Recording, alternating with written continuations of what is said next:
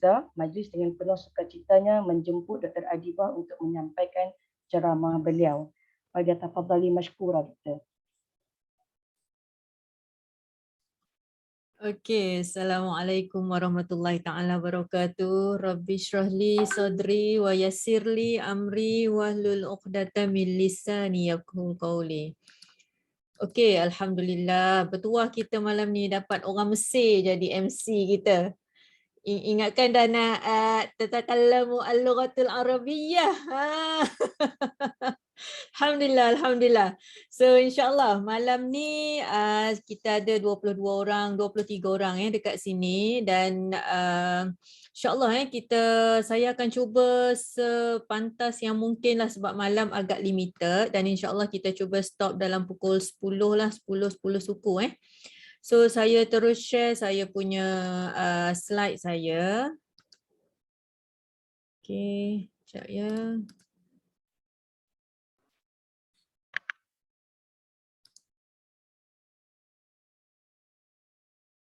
Okay, so you all clear nampak slide? Okay ke Ijan, slide? Okay, Doktor. Alhamdulillah. Okay, so malam ni sebenarnya kita punya discussion ni lebih kepada isu-isu semasa. So saya nak anda yang ada dekat sini malam ni just buka minda sebab apa yang kita nak discuss malam ni adalah sesuatu yang kita relate dengan everyday punya lifestyle kita. So untuk malam ini sebenarnya ada beberapa perkara yang saya nak discuss dekat sini lah, tapi saya akan tengok macam mana sebab talk saya ni kalau nak betul-betul huraikan satu-satu kita ambil masa biasanya dalam 2 hingga 3 jam. Jadi saya akan skip beberapa slide dan insyaAllah kalau ada rezeki mungkin kita akan jumpa lagi in another session lah insyaAllah. Okey, so tahniah sekali lagi pada anda yang berada di sini. Bagi anda yang belum pernah mengenali saya, selamat berkenalan. Bagi anda yang mengenali secara online, alhamdulillah hari ini kita berjumpa one to one tapi secara maya juga. Doakan mudah-mudahan COVID ni segera berlalu pergi dan insya-Allah kita boleh jumpa secara bersemuka. So ni adalah antara topik-topik yang saya nak discuss pada malam ni. Basically saya nak bincang ni je. Yang pertama kita nak faham kenapa sebenarnya badan kita ni tak seperti yang kita harapkan lah. For some people memang dia dah mantap lah, alhamdulillah, tahniah. Tapi setengah-setengah orang kesihatan dia belum lagi mencapai tahap yang dia nak sebenarnya, yang memuaskan. So kita nak faham yang tu sebenarnya.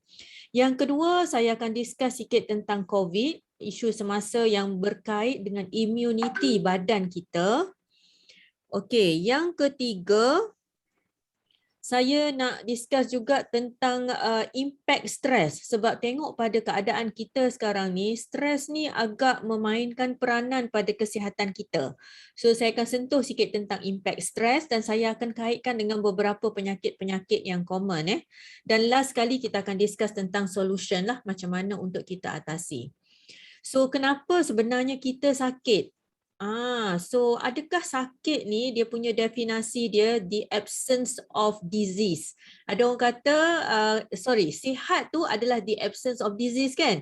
So kita sihat adakah dengan definisinya dengan tidak ada sakit. Adakah tu definisinya? So kita nak tengok hari ni Dan penyakit-penyakit yang kita hadapi ataupun kita punya tak semestinya penyakit tau. Kadang-kadang kita punya ketidakselesaan.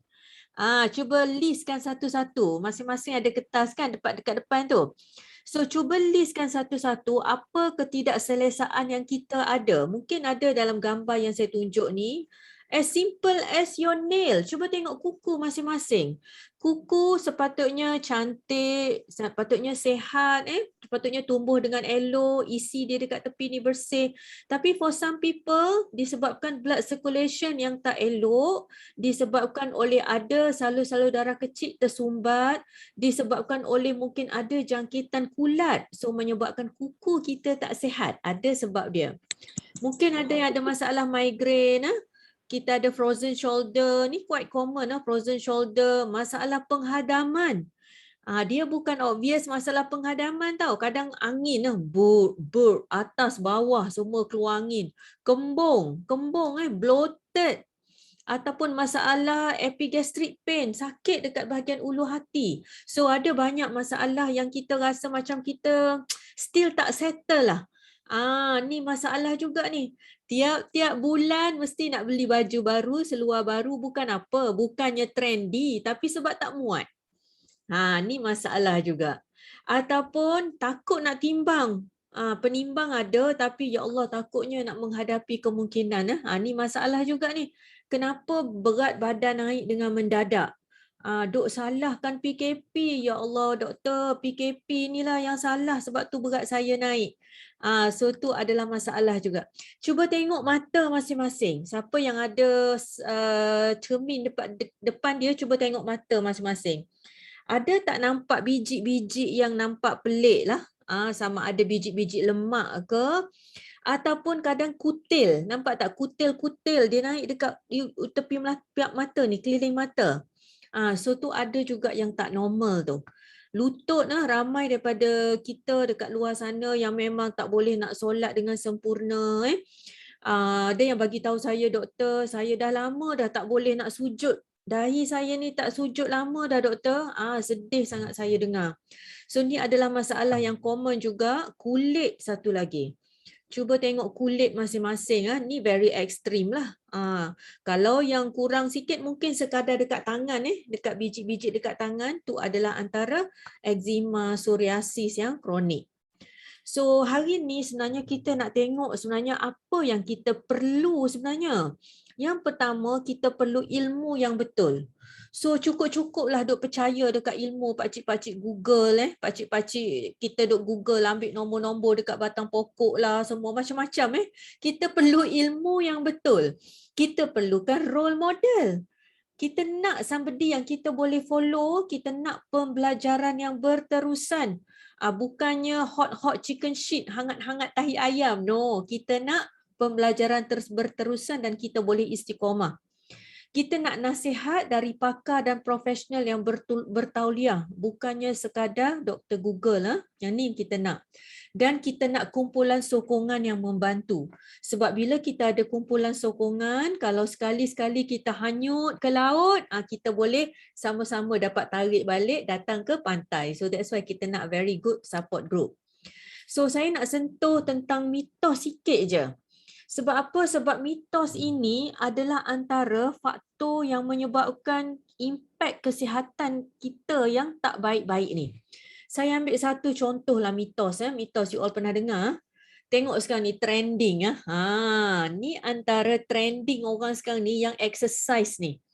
Sekarang ni trending basikal kan, cycle lah, basikal lipat lah apa semua kan. Trending dengan Tabatanya, hitnya, pergi ke Zumba lah apa semua. So this is the trending. Dan bila kita dah exercise, kita rasa macam oh tak apa. Once aku dah exercise, aku dah boleh makan apa saja. Sebab apa? Sebab bila kita exercise, kita akan jadi lapar. Sebab kita punya metabolism kita dah tinggi. Dan kita punya caloric demand kita dah tinggi. So kalau kita tak jaga makan, kita akan end up dengan gini. Tengok ni, apa yang kita makan ni. Singgahlah dekat kedai-kedai mamak. Mamak tak bersalah. Teh tarik dia pun tak bersalah. Ni apa ni? Makanan-makanan yang cheesy, yang fast food gini pun tak bersalah. Tapi apa yang berlaku adalah macam mana kita nak buat pemilihan yang betul. Supaya apa yang kita pilih tu adalah makanan yang benar-benar badan kita perlukan. Bukan makan hanya sekadar memenuhi nafsu. So inilah sebenarnya yang kita nak tengok dalam program yang saya akan tunjuk sebentar lagi. Apa yang saya nak bincangkan dekat sini adalah supaya kita faham sebenarnya apa demand yang badan kita perlukan. Bukannya semata-mata kita makan untuk hawa nafsu saja. Okay, now saya nak sentuh sikit tentang COVID, coronavirus. So bila kita sebut after dengan before COVID lah. Before COVID ni kita punya rutin kita, kenduri, makan kan, majlis-majlis, melancong kan, pergi sana sini, perbarisan, semualah 31 Ogos baru ni pun kita tak boleh nak buat barisan kan sebab COVID. So ni adalah before COVID. After COVID, bila makhluk Allah ni dah datang, after COVID, apa yang jadi? Inilah kita punya lifestyle kita sekarang ni. Okay? So dengan face mask, so we have to accept this sebab ni adalah kita punya situasi semasa. Dan kalau ikut, kalau ikut ramalan lah, kita akan hidup bersama coronavirus ni mungkin sehingga akhir 2022 ataupun mungkin sehingga akhir 2023. So whether you like it or not, the coronavirus memang akan bersama dengan kita 1, 2 atau maybe 3 tahun lagi. So that's why one of the langkah yang kita ambil sekarang ni adalah vaccination. So saya tak tahulah berapa ramai daripada anda yang dah vaksin. Boleh tak you all tulis dalam chat box? Saya nak tengok berapa ramai yang dah complete 2 dos. Siapa yang dah 2 dos, sila type 2. Saya nak tengok 2. Type dalam chat box how many of you yang dah complete 2 dos dekat sini. Okay, Alhamdulillah, Alhamdulillah 2 dos. Okay, very good. Okay. Hasni dah 2 dos tak Hasni? Mana Hasni? Okay, very good. Kak Zai dah 2 dos. Hasni dah Dah, doktor. Alhamdulillah. Okey, Haji belum lagi Haji Ibrahim tak apa, belum lagi, pregnant 2 months doktor. Okey, yes. At least masuk second trimester kita ambil untuk first dose. Okey, very good. Dah ramai yang ambil vaksin very good dan untuk yang first, second, third dose mungkin dah ada yang ambil third dose. Dia nak betul-betul top up kan. Dah agak ramai actually yang ambil third dose. Maksudnya dia ambil another vaksin. So dah agak ramai lah actually dah ambil booster dan sebagainya. Bagus. So saya nak sentuh sikit tentang vaksin ni, tentang virus ni dan juga kita punya immune system. Okay. So immunity ni adalah kita punya kekebalan. So macam mana badan kita dapat protect daripada kemasukan pathogens. Pathogens ni adalah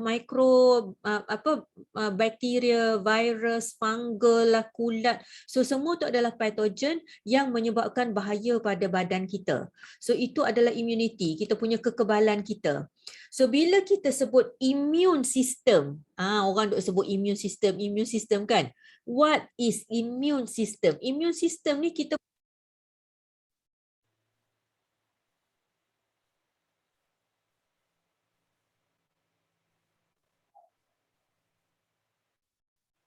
Tak dengar lah doktor. Okey, dengar Saya termute mic. Okey, dengar Ya, dengar lah. Very good. Okay, So, cuba kita fikir macam mana kaitan immune system dengan apa yang saya listkan dekat sini. Kita dah buat diet macam mana pun tapi berat tak turun-turun. Ramai tak yang dekat sini? Tak payah mengaku tepuk dada tanya selera je. Atau kalau berat kita turun pun tapi penyakit kita tak sembuh-sembuh. Yes, you buat diet ABC contohnya, berat you turun maybe 20 kilo tapi sakit lutut tak hilang, blood pressure tak turun, blood sugar tak turun, migraine tak hilang. Berapa ramai yang ada masalah ni? Berapa ramai daripada kita yang makan bermacam-macam jenis vitamin lah, makanan sehat lah, dia makan eat clean lah menu, tapi penyakit dia tak baik-baik juga. Ada tak dekat sini? Ataupun ada tak yang ambil ubat hospital, typo ni, ada tak yang ambil ubat hospital tapi doktor selalu kena naikkan dos dia sebab tak ada kesan Oh, BP tak turun juga. Jadi doktor naikkan lagi dos, tambah lagi ubat. Ada tak dekat sini? So kalau ada, angkat tangan kecil-kecil je dalam hati. Tak payah mengaku pun tak apa, saya tak tanya. Saya cuma nak anda buka minda. Okey, cuba fikir kenapa. Okey, tengok sini.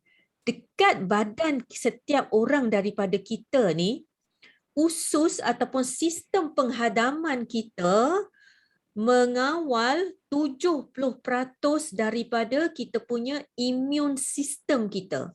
Maknanya kekebalan badan kita tu 70% duduk dekat usus kita. digestive tract kita.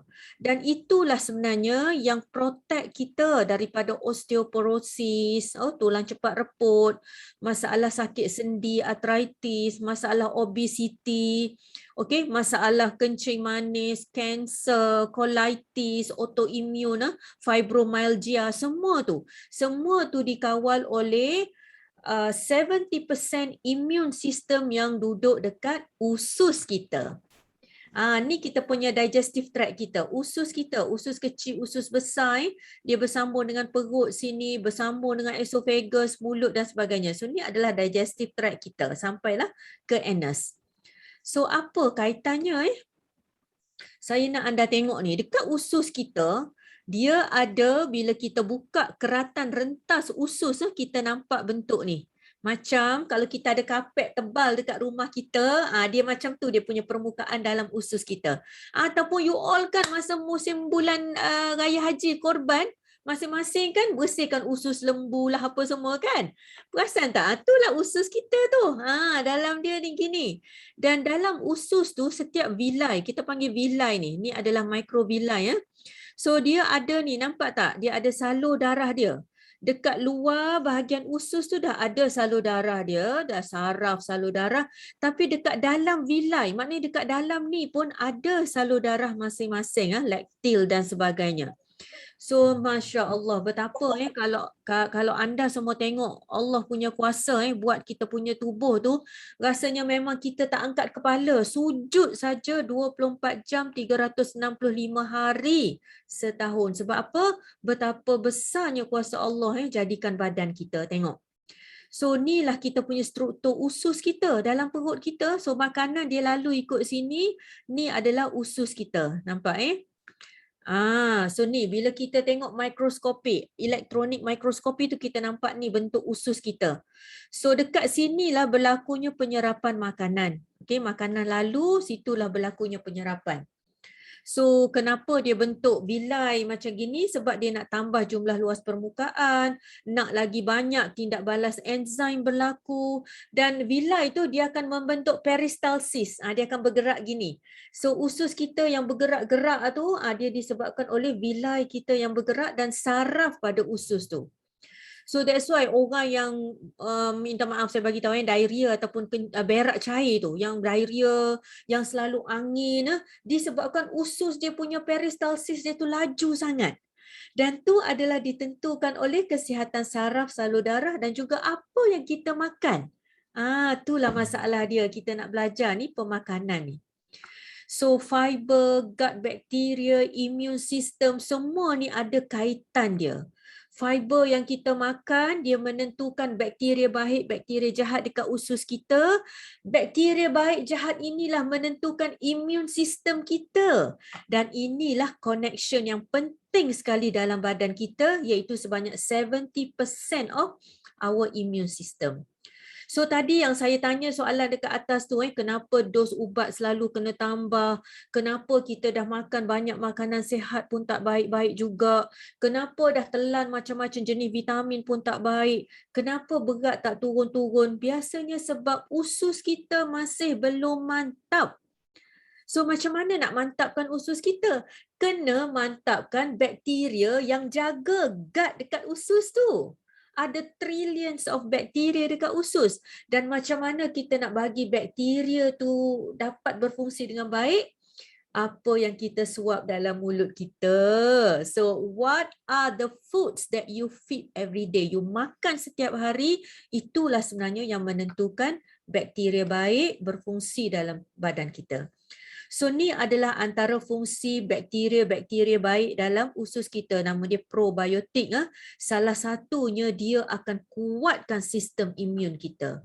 So bagi anda yang duk sibuk-sibuk cari, ya Allah apalah makanan nak boost immune system, nak beli macam-macam jenis vitamin lah apa semua dekat farmasi, nak kuatkan immune system.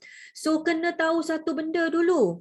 makanan, apa yang masuk dalam mulut kita yang seharian, nasinya, sayurnya, lauknya, apa semua tu, itu yang lebih utama sekali macam mana kita nak kuatkan immune system kita. So ni yang kita nak belajar hari ni. So immune system kita ada beberapa line lah, first, second line. First line ni adalah yang paling luar sekali, kulit. Contoh kulit kita dan lain-lain. Third line ni macam dia punya dah pangkat-pangkat komandan dia, dah buat keluar bazuka dia, semua dah third line. So first line tu adalah yang the first protection yang badan kita. Contohnya, kalau kulit kita ni first line tu dah fail, dia punya defense mechanism, maka bakteria akan masuk.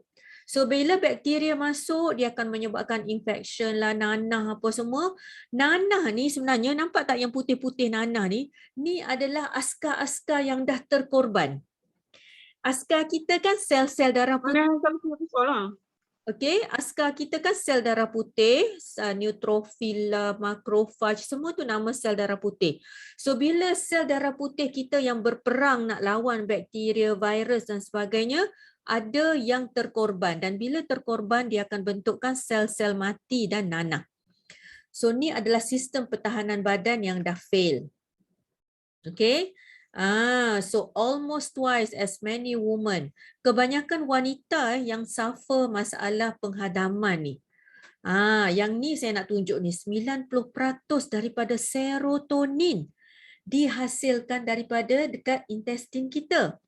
Serotonin ni adalah sejenis hormon. Tengok penghasilan hormon pun Masya Allah dekat di small intestine, usus kita.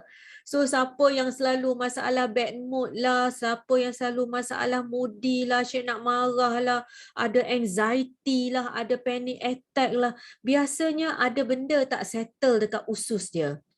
Dan hormon serotonin ni adalah hormon yang mengawal mood kita. Okay, so ingat siapa yang ada masalah tu, dia akan menyebabkan masalah mood pun akan terganggu, dan 70% of our immune system ada dalam gut. Okay, so now kita nak tengok macam mana kita nak boost immune system. Nanti dekat akhir nanti saya akan tunjukkan macam mana. Saya nak sentuh sikit tentang coronavirus. Saya akan pergi laju sikit ni, dah 9.30. Okay, ni adalah spike protein pada coronavirus. Coronavirus tu kan dia ada yang duri-duri macam durian tu. So ni adalah duri dia, spike protein yang akan melekat pada sel kita. Ni sel kita dan ni adalah reseptor ataupun pintu masuk kepada coronavirus tu. So ACE ni adalah singkatan kepada angiotensin converting enzyme receptor 2, nama dia. Ni reseptor dia dan dia adalah pintu masuk. So ACE2 receptor ni salah satu yang kawal dia adalah molekul kolesterol.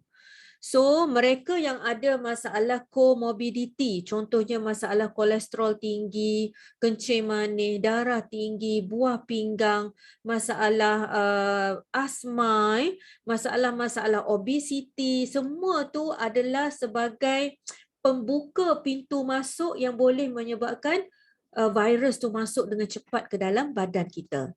So ni adalah antara satu jurnal yang saya tunjuk, ada banyak jurnal tentang kolesterol ni. Mereka yang ada kolesterol yang tinggi dalam darah, dia sudah dikenal pasti sebagai molekul yang bertindak ataupun yang berkaitan dengan regulating ataupun mengawal kemasukan virus ke dalam sel kita. So nak tak nak kena jaga. So siapa dekat sini yang bila ambil darah tengok kolesterol level tu. So insyaAllah bagi anda yang dah on program, esok insyaAllah kita akan belajar tentang result darah. Saya akan ajar macam mana kita nak tengok kolesterol lah. Nak tengok macam mana beza kolesterol baik dan jahat. Sebab semua ini adalah menentukan betapa kita punya susceptibility ataupun kita punya kecenderungan untuk menjadi magnet coronavirus. So be careful. So ni adalah antara faktor penting. So antara virus ni bila dia masuk, dia suka pergi dekat tempat yang paru-paru, dalam salur darah dan sebagainya, menyebabkan blood clot. So semua ni adalah antara komplikasi. Nampak Ni kita dah postmortem paru-paru pesakit COVID. dan kita nampak darah beku yang hitam ni. So banyak lagi sebenarnya, dan benda ni lah sebenarnya yang menyebabkan masalah tak dapat bernafas, tak dapat berlaku pertukaran gas dan sebagainya. Ataupun blood clot ataupun darah beku tu dia akan sumbat salur-salur darah kecil dekat kaki, dan inilah yang menyebabkan masalah COVID-19. Ini adalah salah satu simptom kepada coronavirus juga. Okey, so saya nak minta maaf mungkin nanti lepas ni ada beberapa gambar yang mungkin agak disturbing yang you all mungkin tak berapa suka nak tengok. Tapi saya nak tanya sini you all nak pada malam ni nak dengar sesuatu yang sedap didengar ke ataupun patut didengar? Sebab benda yang patut didengar ni tak semestinya sedap didengar. Nak dengar yang mana satu tu? Cuba type dekat sini. Patut didengar ya bye. Okey, ya Haji, kawan saya yang sihat lepas vaksin meninggal kena heart attack. Allahu Akbar. Ni banyak dia punya faktor dia sebenarnya. Okey. Yes, nak dengar yang mesti didengar.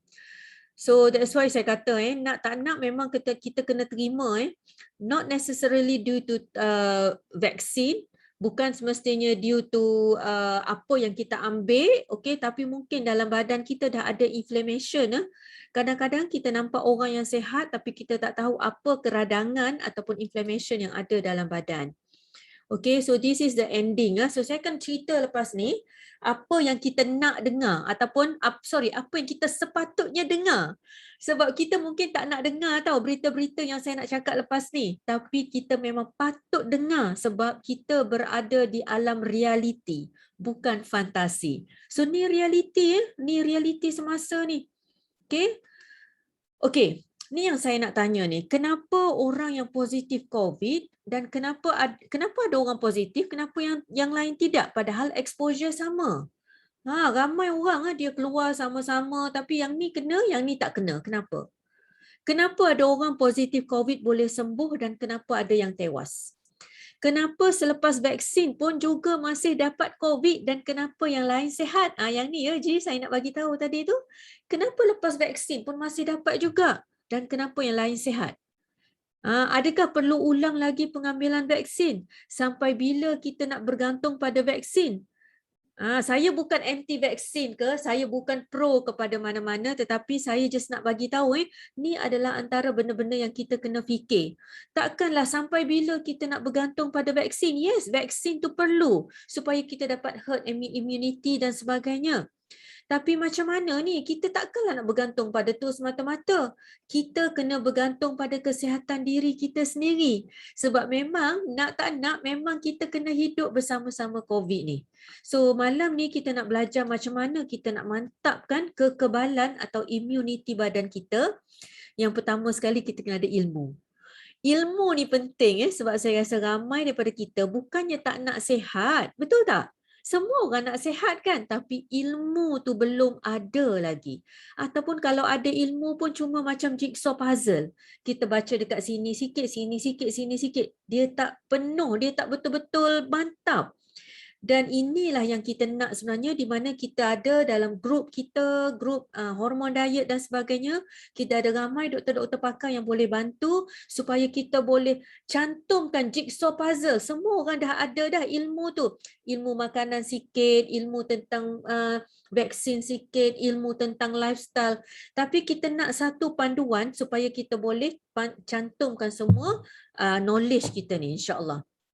So ni pun berita-berita yang kita biasa dengar sebelum ni kan, ada orang sebelum before COVID, BC, orang collapse, jatuh, main badminton tiba-tiba balik jatuh, lepas futsal jatuh, meninggal, stres. So semua benda ni berkaitan dengan banyak faktor. Kita tak boleh nak kata apa dia punya punca dia. Tetapi salah satunya adalah faktor stres. So that's why saya nak letak dekat sini. Sebab stres ni adalah antara satu faktor yang agak dominan. Okey. Kadang-kadang kita tak nampak pun orang tu stres, tapi dalaman dia, badan dia sedang stres. Ni penting kita nak tahu. Kita tak nampak macam stres, tapi dalaman salur darah kita sedang stres. Yang tu yang penting yang kita nak tahu. So stres ni apa? Stres ni adalah demand atau tuntutan dalaman yang luar biasa. lebih daripada biasa. Dan dia bergantung pada persepsi seseorang. Ada orang dia faktor tu sama, tapi mungkin orang ni tak signifikan sebab dia rasa macam oh tak ada apalah. Selesa je, tak ada ancaman apa-apa. Tapi orang ni, orang lain yang B ni dia rasa macam oh memang tak boleh nak tahan lah, ni ancaman lah, so menyebabkan dia rasa stres. So bergantung kepada persepsi. Respon atau tindakan. So macam mana kita respon pada stres tu? Sebab ini menentukan kita punya reaction badan kita, dalaman kita. Sama ada kita boleh cope ataupun tidak, sama ada kita boleh adapt ataupun tidak, kedua-dua ni akan bagi impact pada badan kita. Okey, kena ingat tu. So ni adalah otak kita. Ni otak kita, dia sebesar 2 penumbuk ni. Dia duduk dekat sini ni otak kita. Otak manusia betul ni. Kalau jantung dia sebesar 1 penumbuk, dia duduk dekat sini. Tapi kalau otak dia sebesar 2 penumbuk. So pada otak kita dia ada beberapa pusat yang mengawal kita punya cara berfikir kita, emosi kita, menyebabkan kita punya jantung kita berdegup dengan kuat. So semua ni adalah benda yang dikawal dekat sini. Dan daripada otak lah dia akan bawa kepada satu gland ataupun kelenjar yang kecil dekat buah pinggang kita yang akan mengeluarkan hormon, kita panggil stres hormon, kortisol. Okey? So hormon inilah yang mengawal kita punya stres dan ini adalah pro-inflammatory ataupun penyebab radang. Pernah dengar kan kortisol? Wanita ada 20% paras kortisol yang lebih tinggi berbanding lelaki. That's why kita tengok ramai wanita dia punya statistik dia yang kena anxiety, panic attack, depression sebab kita ada hormon stres yang lebih tinggi berbanding dengan orang lelaki.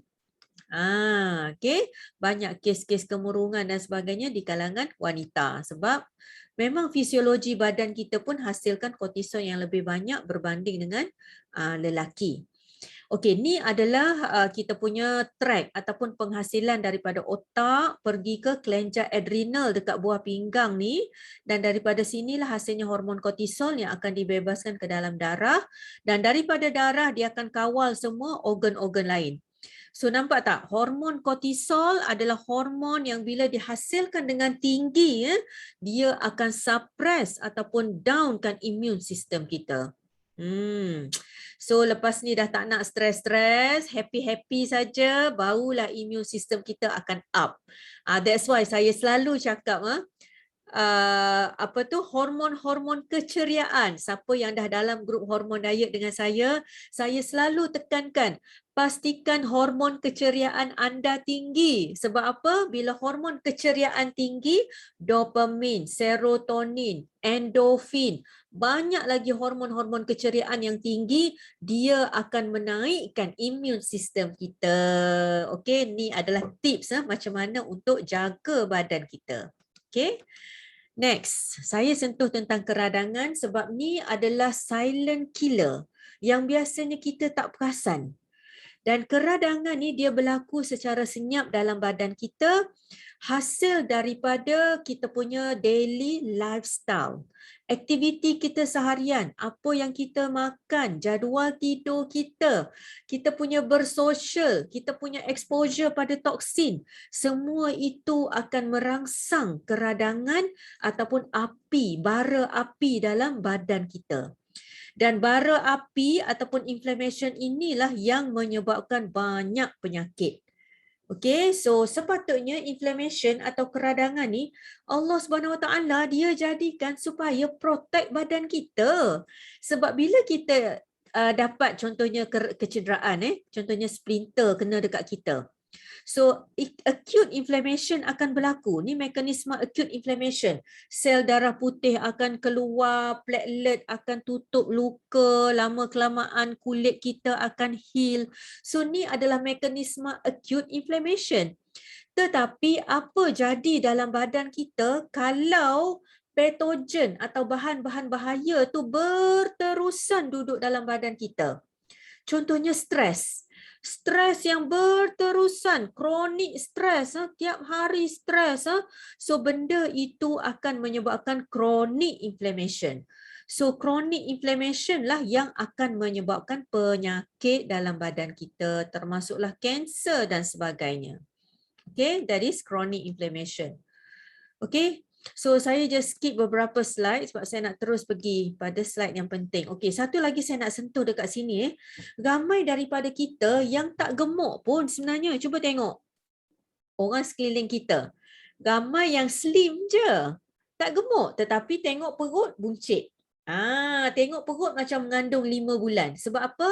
Sebab perut ataupun belly fat itu adalah satu kita panggil manifestasi kepada tingginya stres hormon dalam badan kita.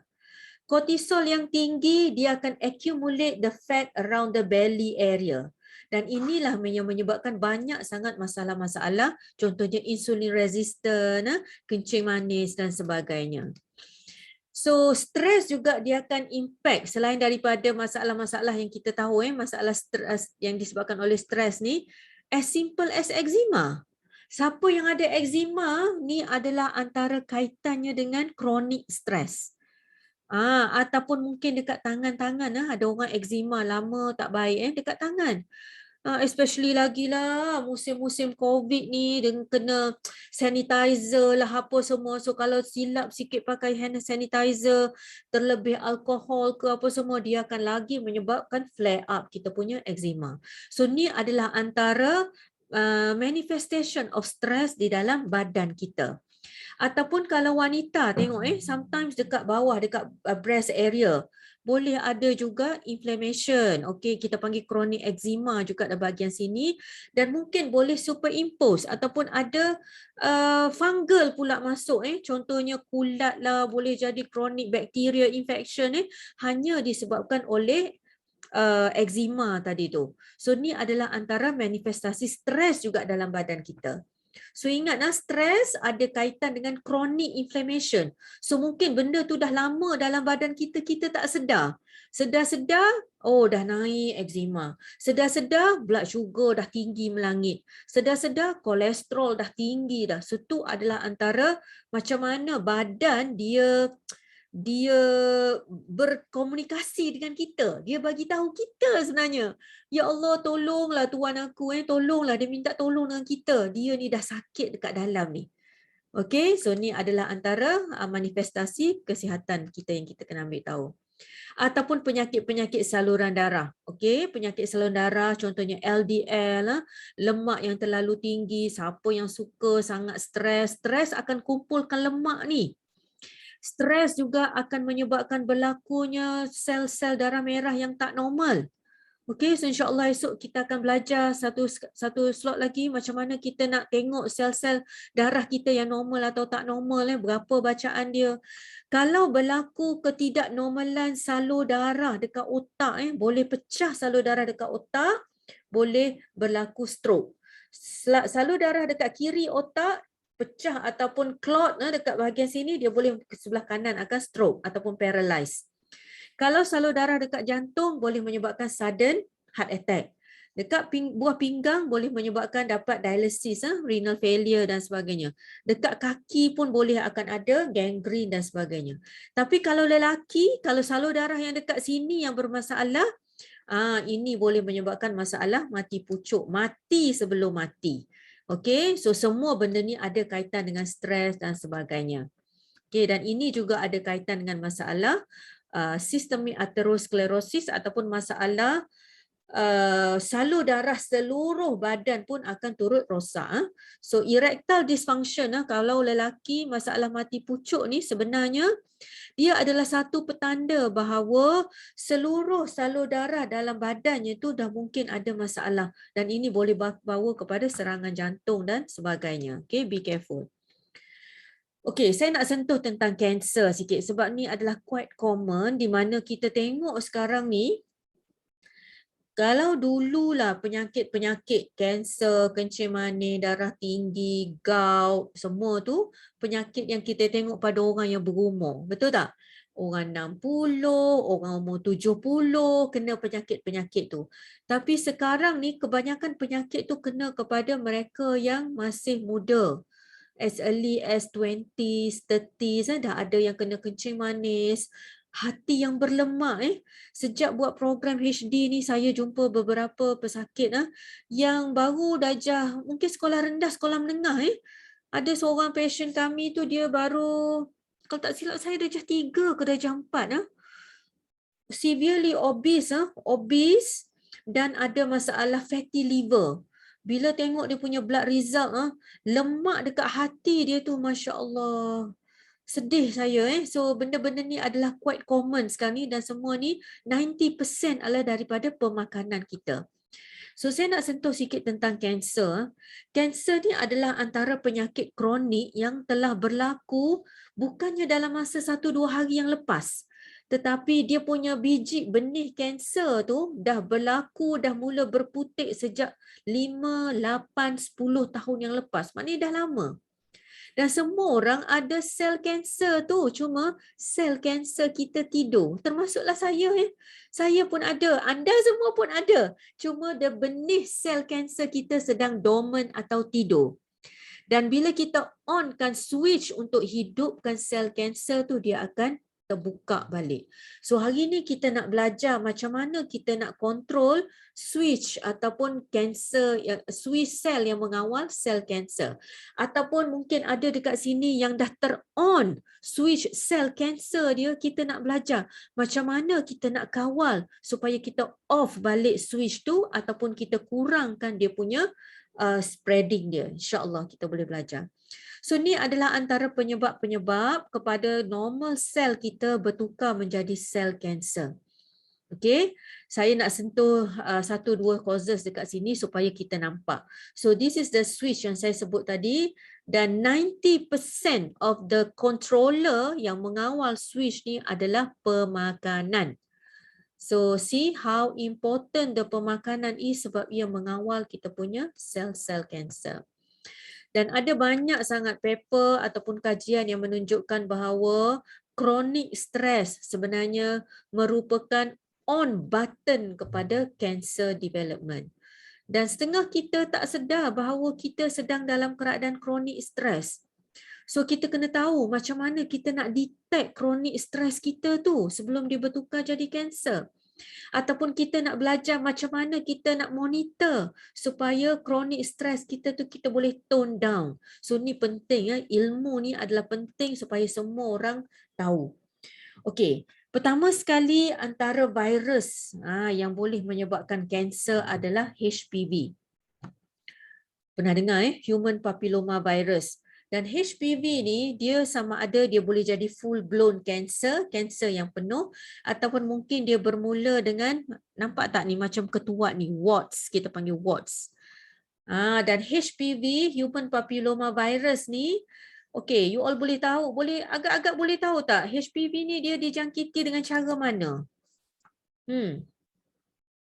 Ya Nani, saya ada example betul Nani. Ya, dengar betul-betul berkait dengan stres, betul. Bangun awal untuk tahajud. Betul Haji. Hormon orexin. Very good. That is very true. Okay. So siapa agak-agak boleh tahu HPV ni dia macam mana dia punya jangkitan. Macam mana dia boleh jangkitkan pada manusia dan macam mana dia boleh menyebabkan kanser pada kita. Tak pernah dengar Kak Rok pernah dengar tak HPV ni? HPV ni bukan berjangkit dengan hubungan seksual ke doktor? Yes, betul Bai. So HPV ni dia adalah daripada penyakit-penyakit yang berkaitan dengan hubungan seksual. Saya sebut tentang HPV ni sebab walaupun kita rasa malu nak sebut, walaupun kita rasa macam ada ke? Tetapi to be honest sejak lebih kurang 4-5 tahun saya buat program hormon diet ni, saya bagi talk tu ramai orang. Ramai yang datang pada saya, especially suri rumah, wanita-wanita yang datang pada saya dengan masalah cervical cancer.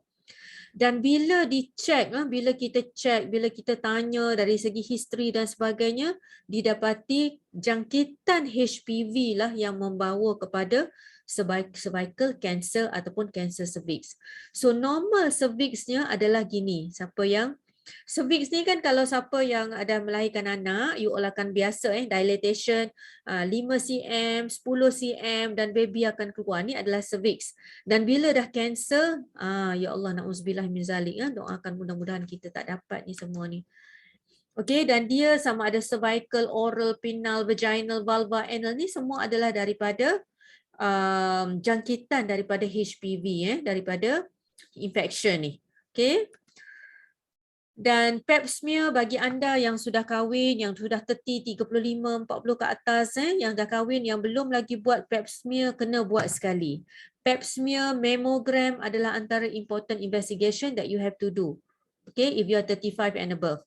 Okay, bila dah jadi cancer, teruk na'udzubillah min zalik. Okay, dan kita dah kena remove, kena buang, ni adalah antara yang cervical cancer yang dah teruk lah, yang kita terpaksa remove. Invasive, very invasive cervical cancer yang ni. Okay, now. So macam mana dapat HPV? Betul, macam Bai kata tadi, sexual intercourse, sexual activity. Saya pernah ada satu case di mana seorang guru datang pada saya lepas talk. Dia datang pada saya lepas saya bagi ceramah.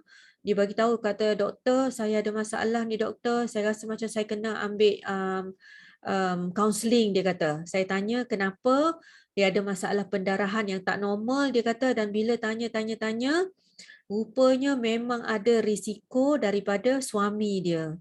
So dia berjauhan, PJJ, suami dekat tempat lain, cikgu ni mengajar dekat tempat lain, dan ya Allah, na'udzubillah min zalik. Okay, so suami dia memang ada history of bertukar-tukar pasangan.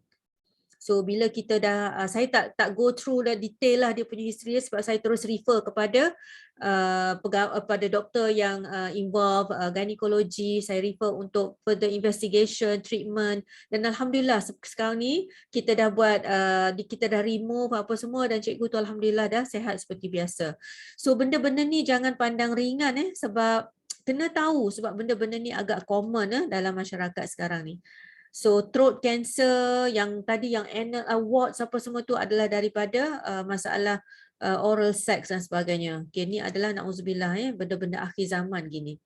So tadi virus, bakteria juga boleh menyebabkan kanser. Cuba tengok pernah dengar tak nama bakteria ni? H. pylori. Nama bukan main cantik, tapi dia boleh menyebabkan kanser kepada perut. Dan orang yang ada masalah H. pylori ni biasa dia akan ada simptom-simptom yang ringan je, yang dia tak sangka until lah kita buat skop. Bila kita buat skop, kita masukkan skop sama ada daripada atas atau dari bawah, kita baru nampak kanser dekat bahagian perut. Okay, so ni adalah antara bakteria yang boleh menyebabkan kanser juga, H. pylori. Okey, chronic inflammation juga adalah boleh penyebab kepada breast cancer. So semua yang saya tunjuk ni adalah penyakit-penyakit chronic inflammation, cancer ni. Selain daripada kencing manis, darah tinggi, gout, migraine, semua tu chronic inflammation juga adalah penyebab cancer. Dan breast cancer ni adalah antara yang pembunuh nombor 1 wanita, tetapi kalau kita detect daripada awal, ia boleh diselamatkan. So make sure all ladies yang ada dekat sini, pastikan anda check, sentiasa check supaya kita sentiasa tahu apa yang tak kena. Sebab bila dah sampai kepada tahap yang late stage ni, kita dah terlambat okey. So ni pesakit kami yang dulu saya pernah ada seorang ni yang dia bermula dengan biji kecil saja dekat bawah ketiak dia. Kecil saja dan dia cuma lymph nodes. So pada masa tu kita nak buat biopsi sebab kita nak tengok benda ni adakah kanser ataupun cuma lymph node biasa, tapi dia refuse, dia tak mau. Dia nak buat rawatan tradisional dulu dia kata. Jadi kami doktor ni terpaksalah discharge dulu, tak apa. Dan selepas 2 tahun dia datang dah jadi teruk gini, ulcerated semua. So walaupun kita dah potong buang, tetapi akar kanser tu dah pergi ke dalam. So pesakit kami ni meninggal selepas 3 bulan sebab terlalu invasive, stage 5. So ingat kalau kita ada sikit-sikit yang kita rasa macam tak selesa, terus jumpa doktor, terus buat mammogram sebab kita boleh detect daripada awal insya-Allah. Okay? So rawatan banyak kemoterapi, kita ada radioterapi dan benda-benda ni insya-Allah kita boleh offer supaya kita boleh dapat rawat. So kalau stage 1, stage 2 or sometimes stage 3 kita masih boleh bantu lagi and about very good prognosis lah insya-Allah untuk breast cancer ni. Okey, ni adalah saya just tunjuk kesan radioterapi dan insya-Allah walaupun kesan dia nampak teruk gini, tetapi jika ada penjagaan pemakanan yang betul, jika ada guidance yang betul, insya-Allah kita boleh bantu dari segi penjagaan. Okay, this is a radiotherapy. Saya just tunjuk. Okay, ni saya nak sentuh sikit tentang masyarakat sekarang ni yang suka sangat ambil benda-benda daripada luar ni. Benda-benda daripada luar ni apa tahu? Ada yang suka sangat ambil jenis-jenis kopi-kopi ni. Kopi-kopi yang ada kopi pacak lah, kopi gebu lah, kopi anjal, kopi pemutih, glowing-glowing lah, ketat-ketat. Ingat semua benda-benda ni biasanya dia akan ada hormon luaran dia ataupun sintetik hormon. And for your information, sintetik hormon ni adalah boleh menjadi on kan switch cancer kita. So be careful lah. Katakanlah sekarang ni kita sedang ambil sejenis contohnya kopi ABC contoh. So you all boleh check apa sebenarnya ada dalam bahan tu. Masukkan nama, you type NPRA ni, buka website NPRA and then you type nama produk tu, biasanya dia akan keluar. Kalau produk tu produk yang kita dah ban, biasa akan keluar apa bahan-bahan larangan yang ada dalam tu. Okey, contohnya bahan-bahan bahan-bahan yang saya listkan dekat sini saya contohkan mercury, hydroquinone. Semua ni adalah bahan-bahan yang boleh menyebabkan kanser. Nanti you all boleh check sendirilah. Bahan-bahan slimming sebenarnya, produk-produk pemutih. So ni adalah antara penyebab kanser. Okay, last about cancer saya nak sentuh tentang prostate cancer. Okay, kita dah pukul 10, saya akan go laju sikit. Prostate cancer ni di kalangan lelaki dan just be careful juga sebab ia quite common juga. So bila dia dah jadi malignant, kita terpaksa remove dan terpaksa undergo chemo dan radioterapi juga. Okey, ni adalah video saya nak tunjuk bila orang ni terdesak sangat dia akan buat benda-benda ni.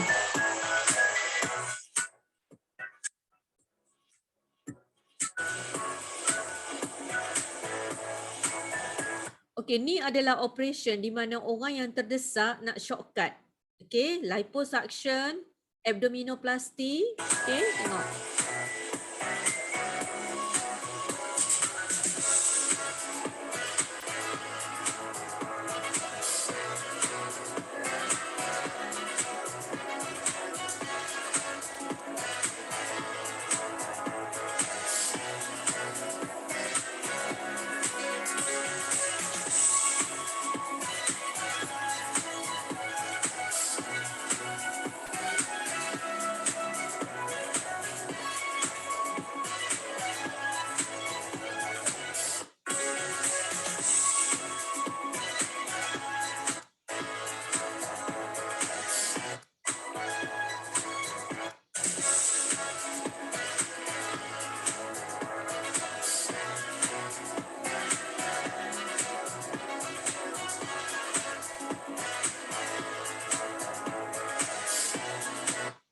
Okey, so kita tak nafikan operation ni adalah operation yang ramai orang buat. Tapi kita tak tahu berapa ramai yang collapse on the table sebab bleeding dan sebagainya. Doktor, Ya. Doktor Sriyati, Doktor. Ya, saya Sriati. Kenapa tu? Doktor nak tanya apa beza liposuction ni dengan yang operation yang ikat kita punya usus tu, yang macam yelah kan ada yang operation nak tahan macam mana nak bagi pendek Okey, usus tu. okey, saya faham Sriati gini. Dia operation kita panggil operation untuk slimming lah, untuk kurus bariatric surgery ni dia ada banyak. So dia ada Bariatric surgery tu. ya, dia ada liposuction, sedut lemak, dia ada gastrectomy, dia kecilkan perut. Dia ada kita panggil shunt ataupun kita panggil bypass. Kita bypass perut, kita cantumkan usus, kita potong usus. So dia ada banyak sangat jenis operation. Sri Hati nak yang mana satu? Nauzubillah, tak nak Saya harap tak nak dululah insya-Allah. Unless okay, Sri Hati, unless kalau memang doktor suggest berat yang memang dah tak dapat nak buat apa dah sampai dia mengancam nyawa. So biasa doktor akan suggest yang pergi dekat buat operation saja-saja suka tu lain cerita. Tapi yang doktor suggest biasanya kalau kita panggil morbid obesity yang sampai dia mengancam nyawa dia. Sampai dia tak boleh bernafas, sampai dia menekan kepada liver dia, sampai dia tak boleh nak duduk dengan selesa, teruk dan sebagainya, sampai jantung dia tak boleh nak bergerak dengan baik. So semua benda ni adalah kita panggil morbid obesity. So yang tu tak apa sebab under pantauan doktor. Tetapi still banyak complications, Sri Hati. So operation ni walau macam mana pun kita nampak macam best je, nampak macam dah kempis je perut dia kan. Tapi we never know the complication of bleeding, infection, organ-organ lain yang akan shut down. So semua tu adalah antara complication dia. Okay? Doktor, Ya. adik saya, adik pada Hasni tu doktor dia dah cadangkan dekat dia buat operation tu lah. Itu yang saya tanya tu. Ya. So better Saya discuss nombor betul-betul. Ya, better discuss betul-betul dengan doktor pakar dia. Better dia aware komplikasi dia macam mana. Better dia tahu apa dia punya prognosis dia. Sebab benda tu penting lah untuk sebelum kita bagi consent. Saya pun tak boleh nak kata apalah sebab saya tak tahu kes. Tapi mungkin doktor yang decide tu dia lebih tahu. Tapi better pesan dekat adik itu supaya dia betul-betul aware sebelum dia sign consent tu. Okay? Okay. Terima kasih doktor. Okay, now saya just nak tunjuk satu lagi kes apabila terdesak juga ni. Terdesak yang nombor 2 ni adalah terdesak di mana bila kita dah sakit tak dapat nak buat apa, kita dah pengsan, dah dalam ICU, contohnya dah koma, kita tak tahu dah doktor buat apa pada kita, maka terpaksa kita pasrah. Okay, saya nak tunjuk satu benda ni. Ni pernah nampak tak pil macam gini ni? Kalau you all pernah nampak, mungkin kena berhati-hati. Sebab pil ni adalah apa yang kita panggil kaedah rawatan terkini. Ni adalah kaedah rawatan yang belum lagi masuk Malaysia, tapi insyaAllah mungkin akan masuk juga. Kita panggil fecal transplant.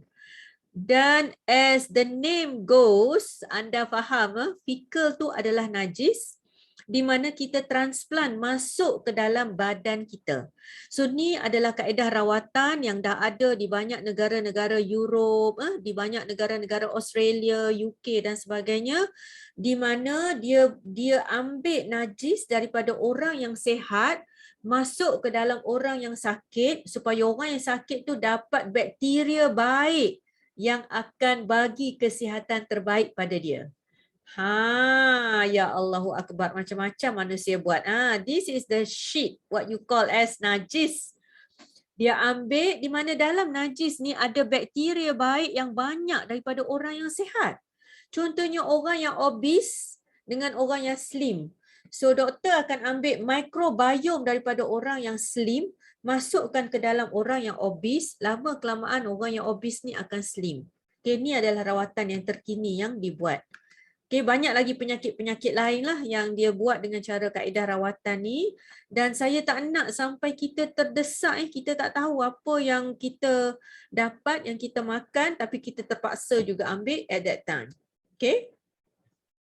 So saya juga nak sentuh dekat sini sebelum berakhir, ada beberapa slide lagi tentang skinny fat ni. Okay, yang ni penting sebab kita check sama ada kita kurus ni kita sihat ataupun kita kurus ni memang kita ada penyakit sebenarnya. Sama ada kita betul-betul sihat ataupun kita sebenarnya kurus tapi ada something wrong somewhere. Kita panggil skinny fat. Dan ni sebenarnya kita boleh check dengan macam-macam cara lah. Yang paling tepat sekali adalah melalui blood test. So siapa yang ada dah buat blood test dekat sini, maybe kalau you all nak saya bantu untuk tengok dengan detail apa masalahnya, insyaAllah boleh bagi nanti. Boleh PM saya ataupun Coach Ijan, nanti insyaAllah kita akan discuss. Okay, last kali saya nak sentuh tentang pemakanan sikit. Tengok apa yang realiti semasa kita COVID sekarang ni adalah cara yang kita makan. macam mana. So untuk kita reduce keradangan dalam badan kita yang ada masalah kencing manis, darah tinggi, eczema, migraine, gout, tinggi uric acid, apa semua tu adalah inflammation, dan salah satunya 90% adalah daripada pemakanan kita.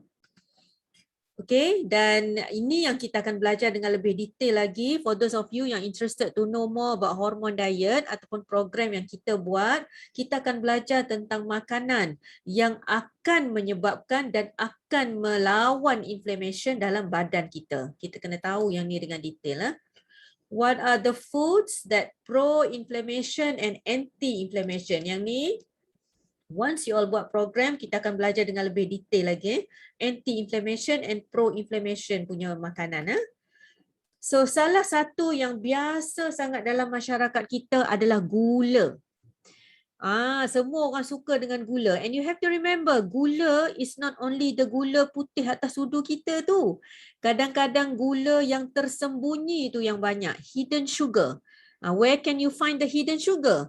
Dalam kita punya air botol kita, air tin, jenis-jenis jus, makanan-makanan segera, makanan-makanan dalam frozen, semua tu antara makanan-makanan yang high in sugar.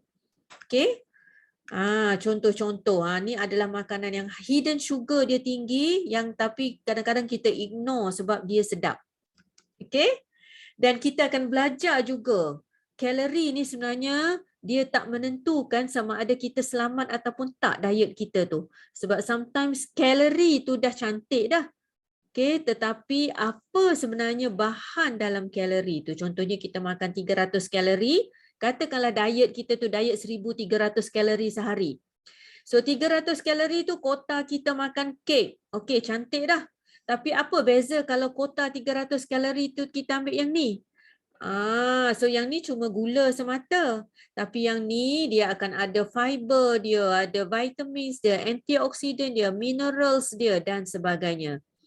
So macam mana reaction badan kita terhadap makanan yang kita ambil, itulah lebih penting lagi yang kita nak tahu ilmunya berbanding dengan apa yang kita makan tu. So hormone diet ataupun anti-inflammatory diet ni sebenarnya adalah program yang kita belajar secara berterusan dan under professional guidance. Kita akan belajar secara online dan anda mesti sanggup berubah. Tak nak dah, kita tak mahu dah hidup kita yang sakit macam dulu, yang tak ada something wrong lah, tak kena sebab benda ni kita kena ubah. Kalau kita tak ubah kita punya cara lifestyle kita seharian, kita akan bukan berada di takuk yang sama, tapi dia akan makin merudum kita punya tahap kesihatan kita.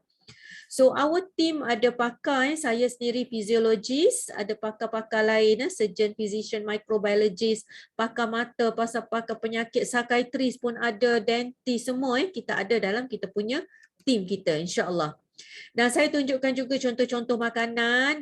Memang makanan yang sedap. This is the diet where you eat the delicious food, yet it is very healthy. Kan, makanan yang sedap tapi dia selamat dan dia mengenyangkan. So ni antara yang kita akan guide anda dalam program ni nanti, insya-Allah.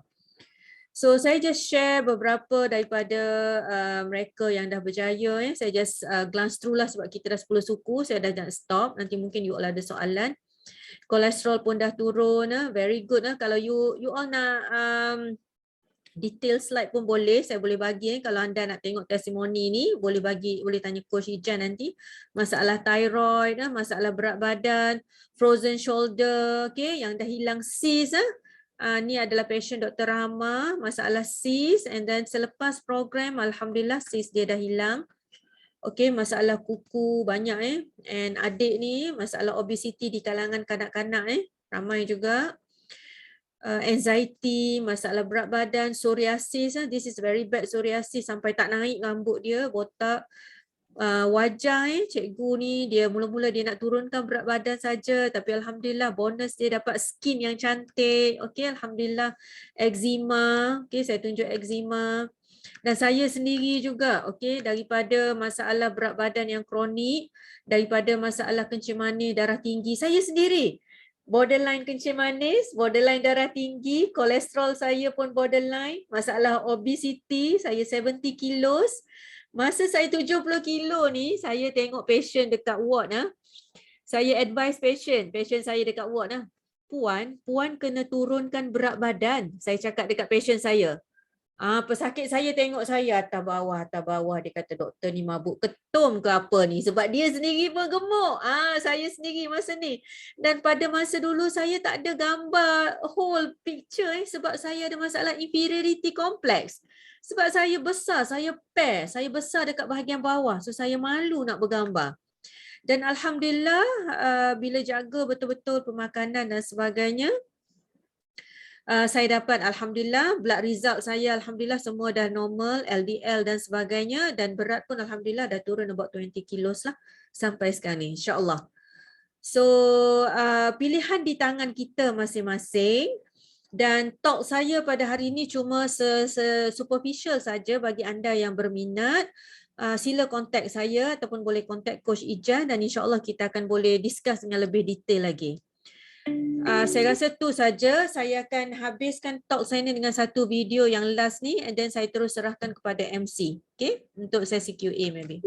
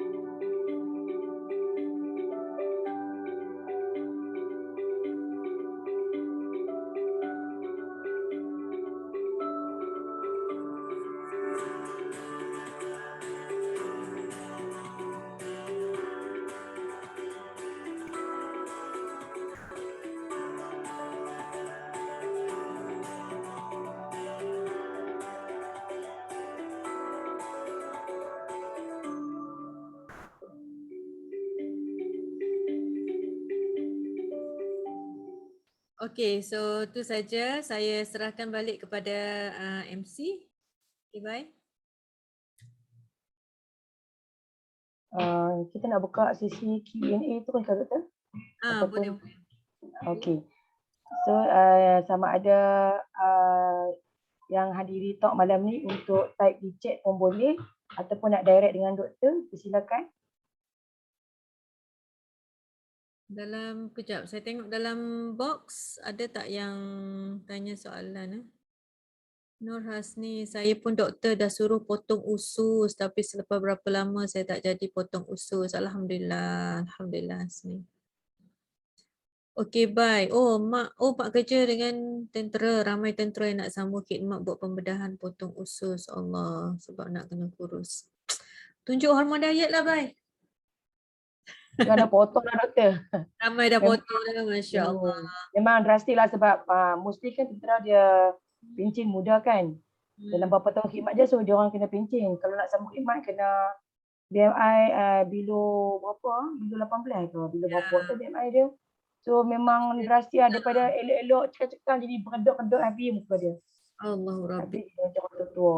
Yalah, itulah tu antara komplikasi lah.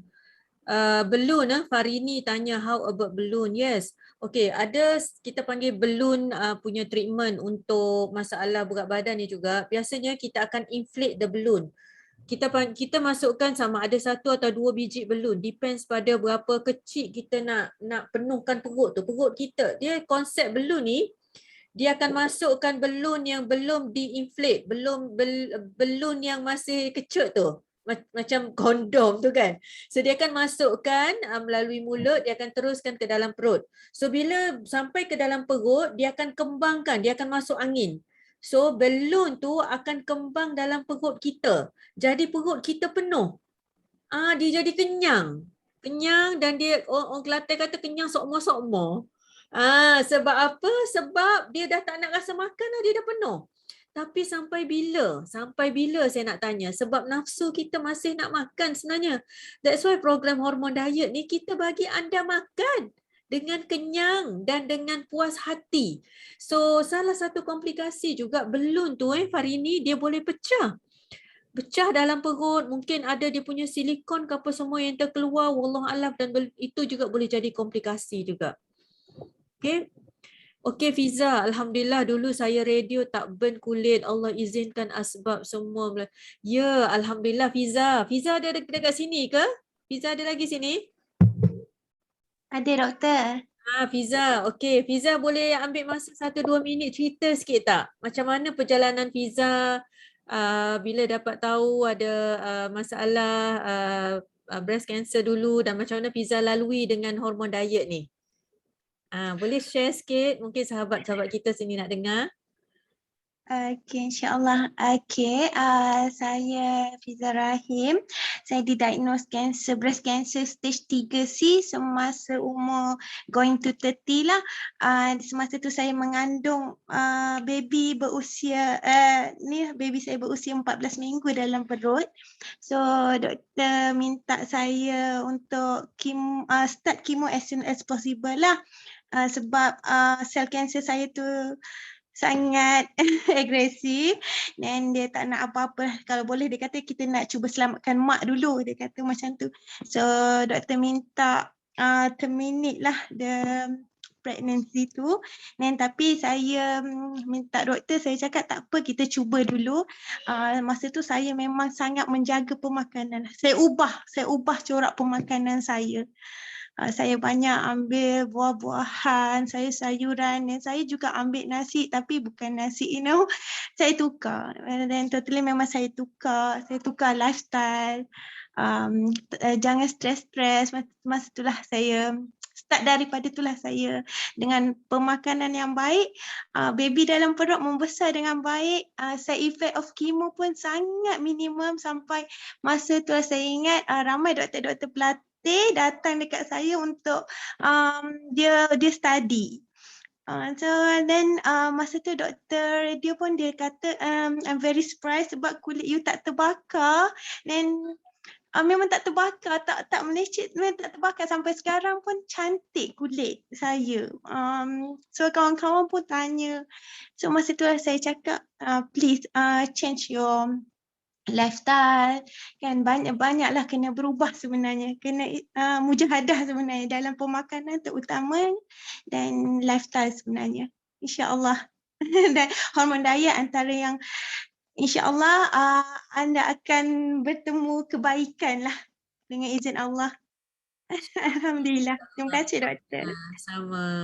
Siapa nak jumpa Fiza boleh datang JB insya-Allah. Okey, Alhamdulillah. Terima kasih Fiza, Tania. Mudah-mudahan Allah bagi kesihatan yang berpanjangan untuk Fiza bantu lebih ramai orang lagi. Okey, insya-Allah. Okey, saya jawab soalan Nani Mokhtar. Dok, macam mana ya nak kurangkan migraine? Okey. So migraine ni adalah salah satu daripada punca migraine adalah ketidakseimbangan hormon dan keradangan pada saraf. So migraine kan, migraine biasa kita ada area-area yang kita sakit, kadang-kadang kita rasa nak muntah, kadang kita tak boleh tengok cahaya, fotofobia dan sebagainya. So dia punya patofisiologi atau penyebab dia adalah sama ada saraf kita tu radang ataupun hormon kita tak stabil. So nak tak nak memang kita kena rawat dengan cara pemakanan dulu. Boleh bantu Kita boleh bantu, tak payah bergantung dengan painkiller. Painkiller boleh sekali sekala kalau dah sampai tak boleh nak tahan sangat. Tapi to tell you the truth Nani, ramai yang dah berjaya dengan hormon diet, dia dah boleh buang dia punya painkiller dia. Okay, so migraine is actually daripada masalah hormon yang tak balance dan juga daripada keradangan, dan dia kita bantu dengan cara betulkan balik cara pemakanan. Dan Nani dah start hormon diet ke? Nani dah mula ke ataupun belum? Ada dekat sini tak? Kalau belum, nanti maybe boleh cuba start, tengok dulu. Belum, yes, okay. Kalau belum, nanti boleh mungkin contact Coach Ijan ke ataupun mungkin contact siapa yang invite. Okay. Mungkin boleh contact Yan ke macam mana, insyaAllah sebab migraine ni dia punya punca dia seperti yang saya bagi tahu tu lah. Dan insyaAllah hormon diet tu memang boleh bantu. Okay, boleh Nani? Okay Yan. Okay, ada soalan lain tak? Kalau ada soalan boleh on mic. Mungkin kita ada masa 5 minit lagi. Kalau tak ada soalan, sementara you all nak fikir soalan tu, saya nak tunjuk satu benda tau. Okay, tadi kita duk bercakap banyak sangat pasal kanser apa semua kan. Nampak tak saya minum air apa ni? Ni. Allah, tak nampak ke kecil? Nampak tak? Oh, saya tunjuk yang ni lah, ni besar ni. Okay, nampak tak ni? Nampak tak tulisan dia apa ni? Kalau mana ni? Nampak tak apa tu? Green Nampak tea. kan? Yes, green tea. Okay. Saya nak tunjuk, okay, salah satu daripada bahan yang akan off-kan switch kanser dan keradangan dalam badan kita. Okay, this is number 1. Okay, green tea. Dalam green tea kita ada polyphenols. Dan polyphenols tu adalah bahan antioksidan yang akan memaksa sel-sel kanser bunuh diri. Dengar ni. So dia akan menyebabkan sel kanser tu, kita panggil dia, senang nak cerita, dia bunuh diri lah. Dia jumpa dengan polyphenols ni, antioksidan ni, dia akan membunuh sel-sel kanser. Okay, so make sure ataupun sel-sel yang baru nak jadi rosak, sel-sel yang baru nak jadi radang dia akan boleh dipulihkan oleh green tea. Nak pilih green tea sebaiknya saya green tea Lipton tu boleh, tapi saya biasanya pilih green tea yang high quality sikit lah yang sama ada organic ataupun green tea yang kadang-kadang dia ada dia punya partikel besar-besar dia tu. Saya dalam grup HD saya biasa ada bagi beberapa contoh green tea kalau you all ingat kalau belum lagi nanti PM saya akan bagi contoh green tea yang bagus. Okey. Selain daripada tu saya nak tunjuk ni, nampak tak? Ni adalah bahan-bahan yang ada dekat dapur anda. So ini adalah bahan yang akan off-kan sel kanser kita. Yang pertama sekali ni yang kita guna dekat masak hari-hari ni. Bawang putih, bawang besar, berbawang, jangan membawang sudah. Bawang-bawang ni adalah antara bahan yang akan mampu untuk kontrol kita punya metabolisme badan, untuk bantu kita punya hormon balance dan untuk bantu blood pressure kita normalize balik. Musim-musim COVID ni, kalau you all nak masak, gunakan banyak garlic. Sebab garlic salah satu dia punya fungsi dia adalah antibakterial, antiviral.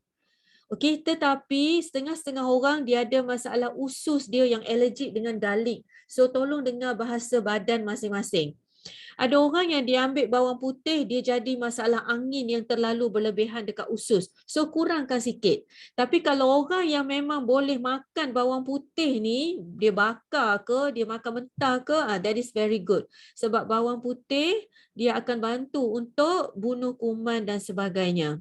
Okay, tapi kalau ada yang certain products yang high quality, yang disahkan oleh KKM dan halal, yang you ada garlic punya peel ke apa semua, you can take that also. Dia ada efek juga kepada kita punya blood pressure. Okey, ni apa ni? Ni ada kat dapur juga kan? Cuba tengok. Serai.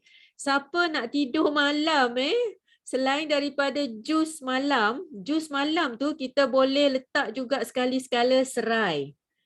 Tambahan sekali-sekala kadang saya nak alternatekan dengan jus malam saya akan boil, saya akan rebus serai lama-lama biar keluar dia punya bahan anti cancer dan dia punya anti inflammation dia ni.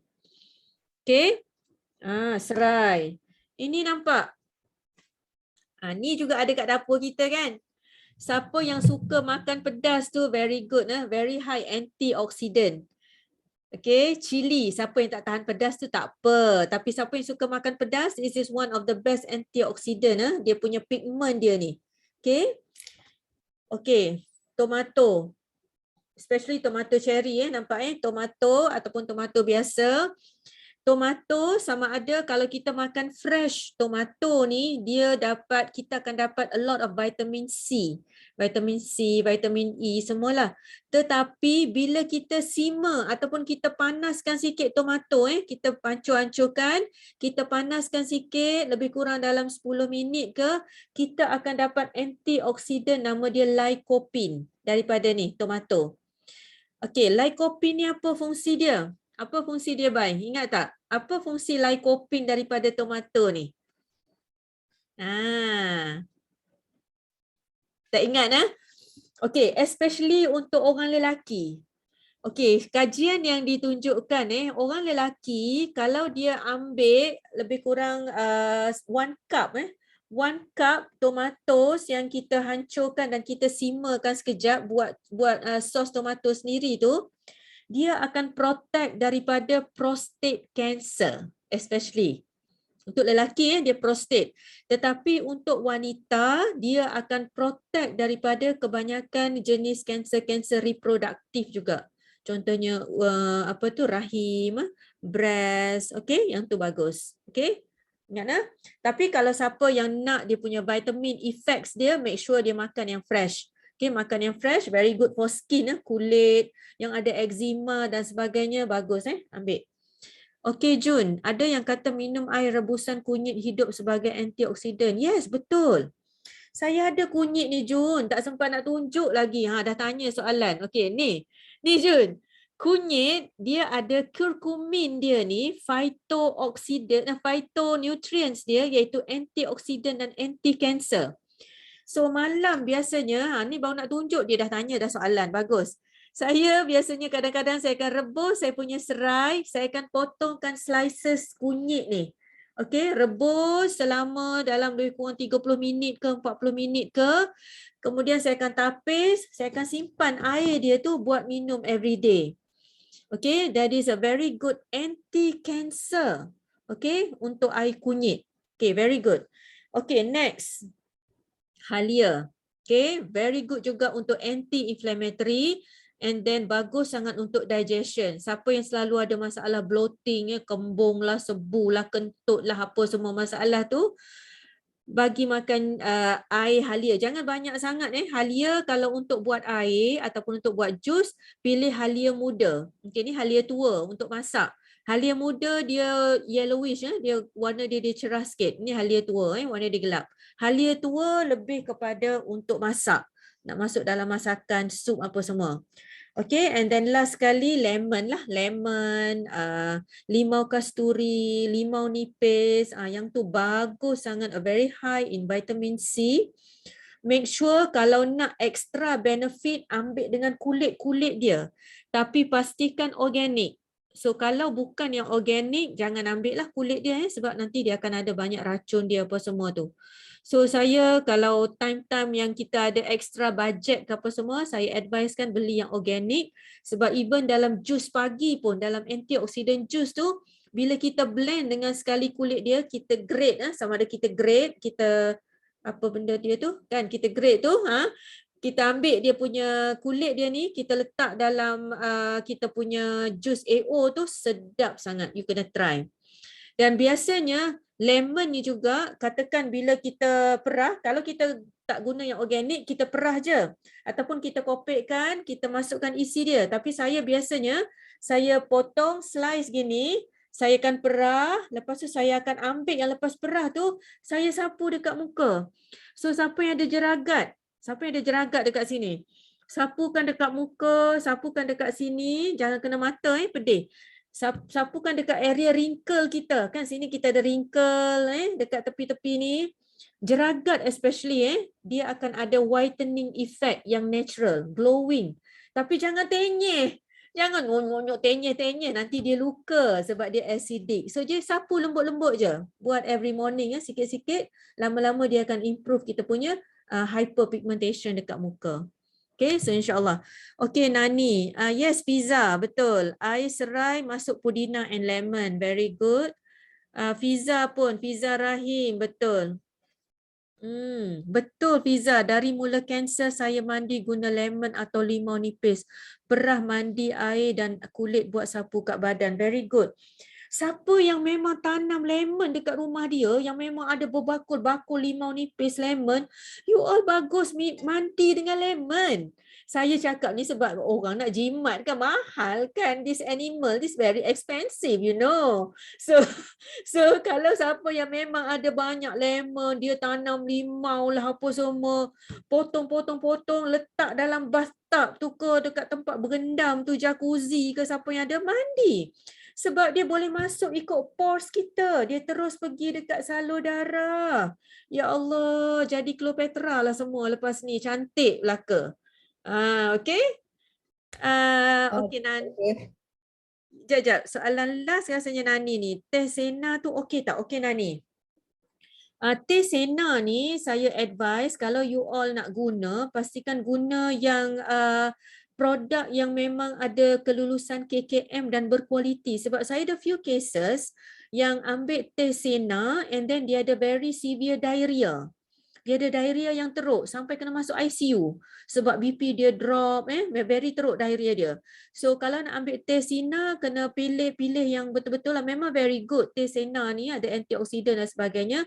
Tapi kalau dalam program 42 hari, actually saya tak recommend dululah, better not dulu. So kalau nak teh pun guna green tea dulu. Okay, saya tak nak campur banyak. Saya takut immune system kita dekat usus jadi kacau pula. Okay, rasa tu saja kot Ijan. Dah 10:35. Okay, bye. Serahkan balik dekat you all. Okay, thank you.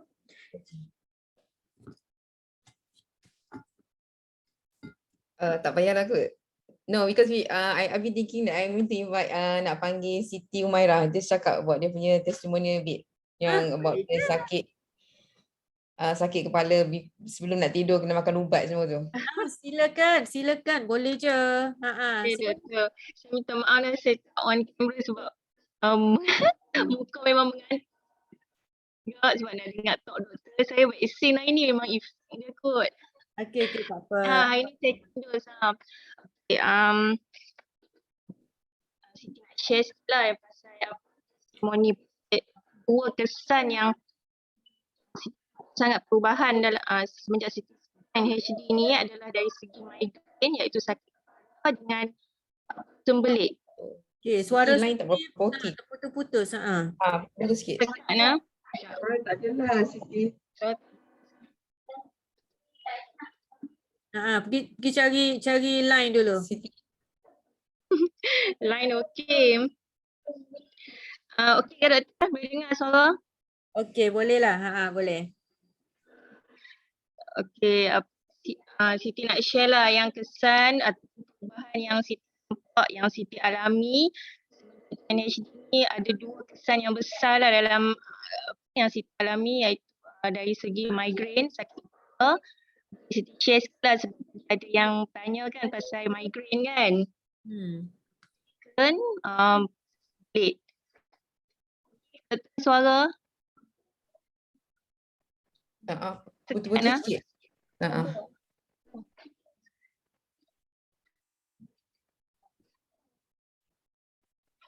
Ya. Itulah kat situ. Dia up and down, ada on. Suara? Dia on and off Siti.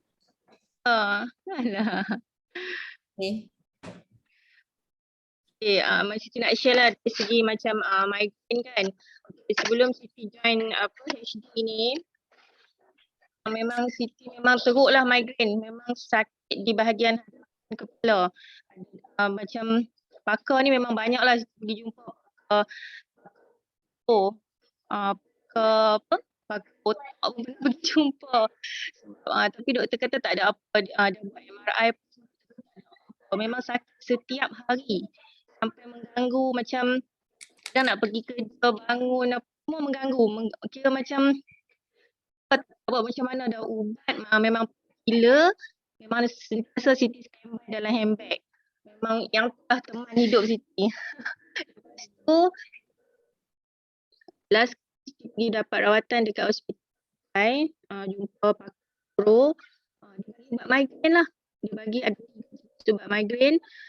Siti kena makan everyday dan ubat kalau makan memang kesan dia mengantuk. Lepas tu jadi macam orang kata lalok lah. Blur. Lepas tu memang lagi satu kesan dia lebih banyak sikit. Doktor tadi bawa sebab tangan saya akan gigil. Tangan akan menggigil lah. Lepas tu memang Siti kena bergantung pada ubat tu lah. Dan dalam handbag memang kena standby minyak, apalah untuk kepala ni letak kat kepala nak bagi hilang sakit kepala migraine tu. Lepas tu alhamdulillah lah. Kira Allah izin Siti bertemu dengan HD ni. Benda tu dah tak ada dah dalam handbag. Ubat alhamdulillah dan Siti memang dah rawatan dengan doktor neuro tu. Lepas ada berapa bulan lah memang tak pergi dapat. Lah. Kira macam rupanya selama ni kita ingat sebab lain, sebab stres ke, sebab apa kan. Rupanya adalah corak pemakanan kita sendiri. Kita macam kita rasa kita makan okey dah. Sebelum ni dia eat clean apa semua tu kan. Tapi sakit sendiri kan tanpa ilmu. Kira sakit Siti alami. Lepas tu yang kedua kesan perubahan yang Siti alami semenjak join HD ni dari segi sembelit lah. Sebelum ni 3 atau 4 hari baru Siti akan pergi toilet. Kemudian Siti bergantung kepada fiber dalam hidup Siti. Kita on makan fiber, Siti akan ke toilet. Kalau tak makan fiber, toilet. Kira fiber tu lah yang akan membantu Siti ke toilet. Lepas tu kira alhamdulillah lah dengan HD, kira everyday ataupun paling lama 2 hari sekali lah sekarang ni. Akan ke toilet dan perlu bergantung kepada fiber yang Siti makan sebelum ni lah. Alhamdulillah lah 2 perubahan besar yang Siti alami dari segi migraine, sakit kepala dengan pembelit. Itu je lah nak share. Sebab ada yang tanya dan tu kan Siti nak share sikit lah pasal pengalaman Siti. Siti, saya nak tanya sikit Siti. Kalau daripada skala 1 hingga 10, kalau dulu sebelum Siti jaga makan HD semua, katakan 10 markah sakit Siti, migraine. Kalau sekarang ni berapa per 10 tinggal? Sekarang dalam 2 macam tu je doktor. 2 per 10 2 per 10. Itu Siti akan alami macam nak period lah. Macam nak macam dalam 1 hari atau 2 hari nak period kan. Rasalah sakit kepala tu. Nanti dia akan hilang lah. Tapi dah tak bergantung dengan painkiller lah Ada ambil alhamdulillah. Alhamdulillah. Ubat yang Siti makan sebelum ni pun memang dah kat ni lah. Memang Siti dah stop dah rawat di pantai tu. Alhamdulillah. Alhamdulillah. Terima kasih Siti. Okey Jan. Alhamdulillah. Terima kasih Siti. Kira tak ada apa-apa kot. Kita boleh tutup je. Kita silakan bye. Untuk tutup dia dah tutup semua. Okay, alhamdulillah. Terima kasih kepada Kak Siti. Dan terima kasih juga kepada Dr. Adibah atas ceramah yang diberikan sebentar tadi. Semoga semua hadirin yang mendengar dapat mengambil manfaat dari apa yang disampaikan. Dan semoga kita semua berpeluang untuk merebut semula nikmat kesihatan untuk diri kita sendiri. Amin. Pantun sikit nak. Ada minat pantun tak payahlah. Santapan pagi dengan rotinan. sebelum keluar untuk berkelana. Hati-hati memilih makanan bila sakit sendiri merana. Di atas dahan burung tempua melihat rusa tepi perigi. Salam perpisahan untuk semua, lain masa berjumpa lagi. Akhir kata, jaga diri, jaga SOP, jangan keluar jika tidak mempunyai urusan penting, dan kita tutup majlis kita dengan tasbih kafarah dan salat maaf.